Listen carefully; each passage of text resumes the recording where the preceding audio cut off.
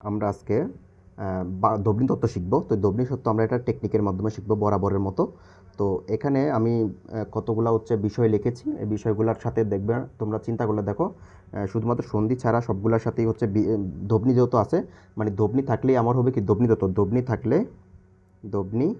থাকলেই দবনি তত্ত্ব। দবনি তত্ত্ব।